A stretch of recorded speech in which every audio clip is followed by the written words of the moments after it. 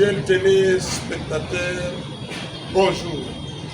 La saga de Kikwit. La saga de Kikwit aujourd'hui pour parler du courant des Kakobola. Nous avons fait, il y a de cela un an déjà, notre plaidoyer à travers la chanson Kikwit, Fachi, promesse, courant. La saga de Kikwit revient sur cette chanson. En tout cas, les autres les gagnent RTNC, Radio-Télévision Congolaise. Ils ont interpellé le sous Mokonzamboka, son Excellence Félix Antoine Tshisekedi Tshilombo, le chef de l'État, le président de la RDC. Mokonzamboka yo wanozoya. Tozane esengo koyamba yo. Mais toyindo loba. De courant Kakobola nanu ba branché à monter. Toyoki ba son, il paraît que ba groupe électrogène eza na Idiopa na Gungu na Kikwit. De soki oye epeli yo kokanisa eza courant Kakobola mutepeli nzoka ba groupe électrogène etindi courant na réseau ya branchement ya Kakobola.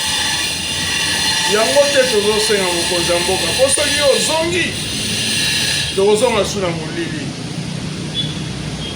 Son Excellence Félix Antoine Tshisekedi Tshilombo Fachi Béton toyebi ke yo kaka moto okoloba.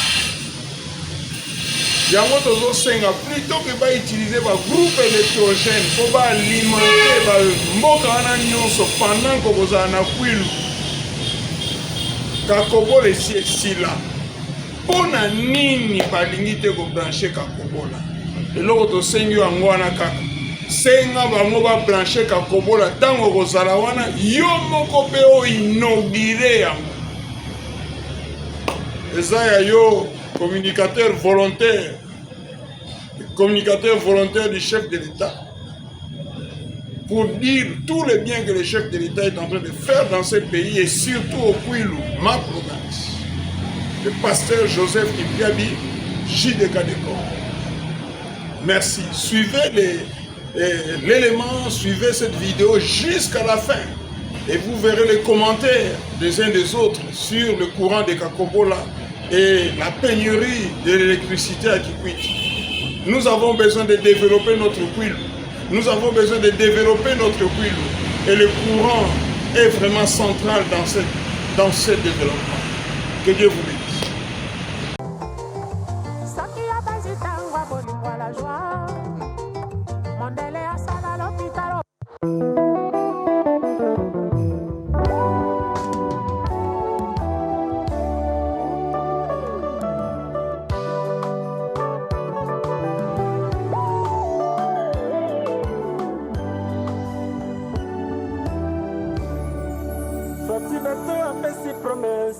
Kikwit sera éclairé, mais Kikwit toujours dans les noirs. La population de Kikwit, à travers l'Union des musiciens de Kikwit et la dynamique Wakana Yampa, rappelle au président de la République, son Excellence Félix Antoine Tshisekedi Tshilombo, sa promesse sur le courant des Kakobola. Mamonu ya melale, kure Kikwit melale.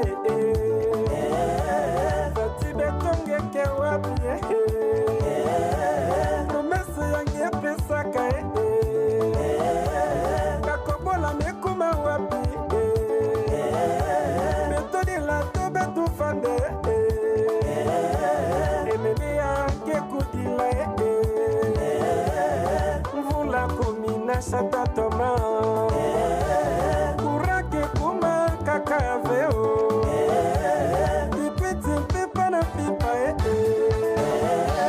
depuis Beljatika biso souci numéro 1 pour notre développement ya Kikwiti eza courant tosambeli tellement nzambe atineli biso fati asali biso promesse atanke mokonzi ya mboka Masamba kinwa misala fati rappel atala litoe atalanta promesse apesa kivila kikwiti tibubu ya ikikwiti pimpa na mpimpa ye mamunu yo melale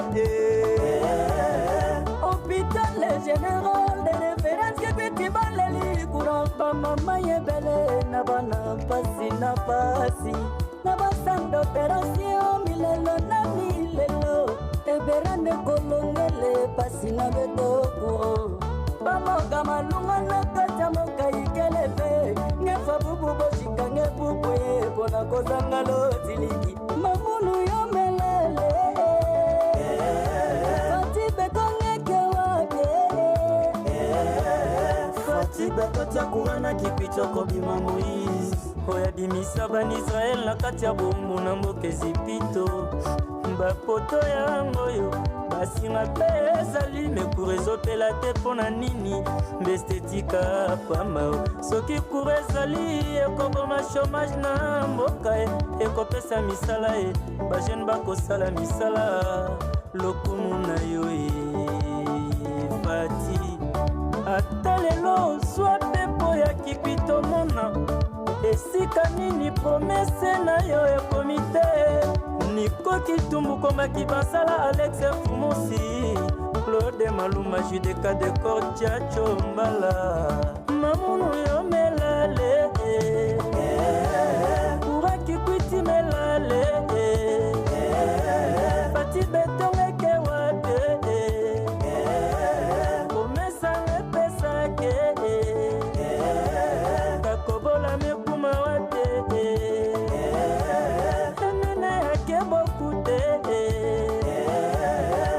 bapresta baleka baloba barealiza te fati beto yo nde motema ya bana kikwiti sefore mungala poleki yanka irobo fumani maya miso ekobimaka biso mikolo na mikolo tozozela realization ya kura po maya miso ekauka ya didikinwani mamunu yo melale fati betongeke wapie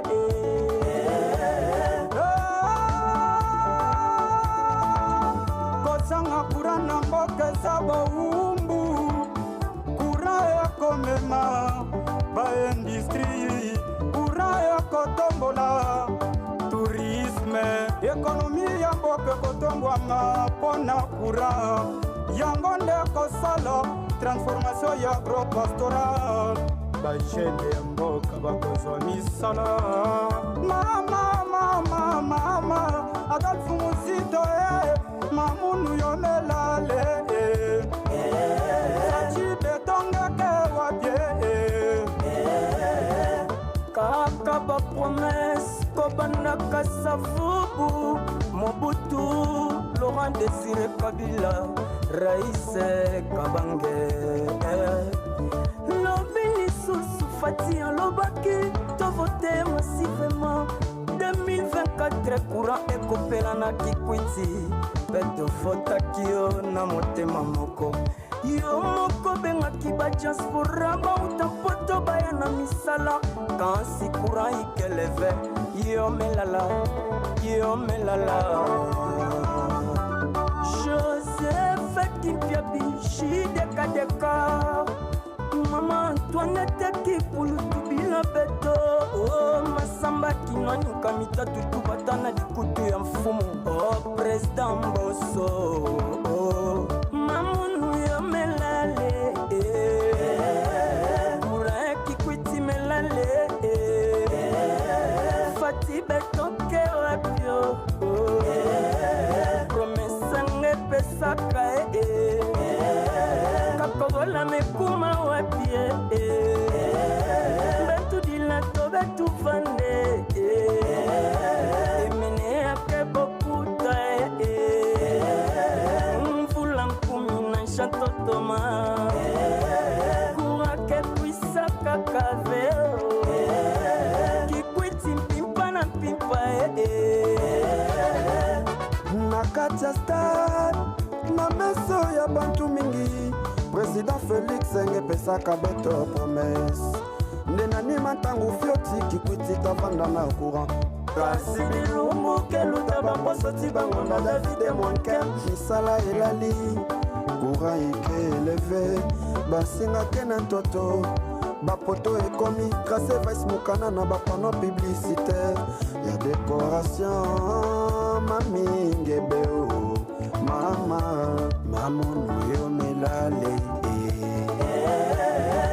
mama muno kikwiti yo mbokamba koko batikela biso tosengasenga mpe mingi eloko tosenga koleka kura na mai esalito général Faustin Munene tosaka kobola eyaki pafongola ya mboka yekimisa mobili bimirekota misala eya na mboka o kikwiti développe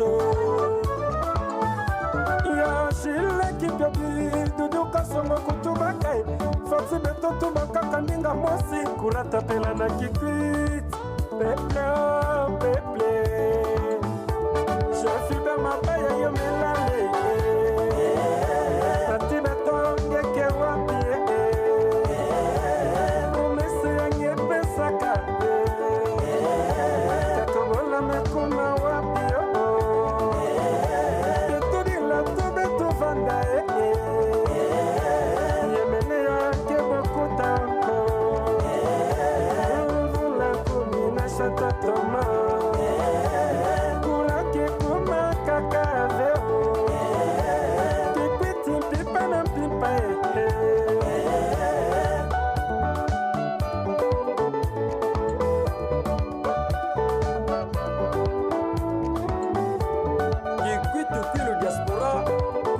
Beto Telema, Docteur Donald Moupapa, Docteur Ebola, Dédé Moupassa mot de passe, Honorable Mariquette Moutinga, Viva Mikabar, Président Fek Drabandondo, le recteur Alphonse Kapumba. Mesdames et messieurs, bonjour, vous êtes sur la radio-télévision nationale congolaise, la chaîne publique, et vous suivez Caribou Variété, qui est l'émission de chronique musicale la plus sûre en République démocratique du Congo. Nous avons démarré cette émission par cette chanson qui quitte Fachi Promesse Courant, tout simplement parce que les artistes ont voulu lever leur voix afin que le président de la République puisse réagir. Le président de la République a œuvré pour que les travaux de barrage hydroélectrique de Kakobola prennent fin. Eh bien, ces travaux ont pris fin. Tous les raccordements ont déjà été faits pour l'électrification de la ville de Kikwit, mais curieusement, jusqu'à aujourd'hui, rien n'est encore fait. Kikwit sombre toujours dans le noir. Et ça, c'est vraiment la voix, la plaidoirie des artistes, le plaidoyer plutôt des artistes musiciens de Kikwit pour qu'enfin le président de la République puisse donner l'ordre. S'il y a parmi des personnes qui ont été responsabilisées pour l'électrification de la ville de Kikwit, s'il y en a parmi eux des gens de mauvaise foi, eh bien, il faut que ces gens-là soient dénichés parce qu'il n'y a pas de raison pour que Kikwit, jusqu'aujourd'hui, reste dans le noir pendant que les travaux de barrage hydroélectrique de Kakobola ont déjà été exécutés, et cela grâce au chef de l'État lui-même qui a trouvé ce chantier inachevé, eh bien, par le souci de voir les Kikwitois enfin voir la lumière dans leur ville, une ville très coquette, eh bien, il a donné l'ordre que les travaux soient exécutés et que les travaux soient finis. Et ces travaux-là, aujourd'hui, ont déjà pris fin et les raccordements dans toute la ville de Kikwit ont déjà été faits. Il ne reste que le go pour qu'enfin Kikwit soit électrifié et les Kikwitois attendent ça. D'autant plus que dans les tout prochains jours, la province de Kwilu va recevoir la conférence des gouverneurs. Et nous savons que quand le chef de l'État promet, eh bien, il agit. Il a agi pour l'exécution, pour la fin des travaux du barrage de Kakobola. Eh bien, il agira aussi pour que enfin Kikwit puisse trouver la lumière, puisqu'il n'y a pas de raison pour que Kikwit reste dans l'obscurité. Eh bien, chers téléspectateurs, nous sommes dans l'actualité musicale, comme je l'ai dit, et nous aurons des invités sur ce plateau. Mais avant d'y arriver, voici, comme d'habitude, Patricia Catherine Kayembe pour le sommaire.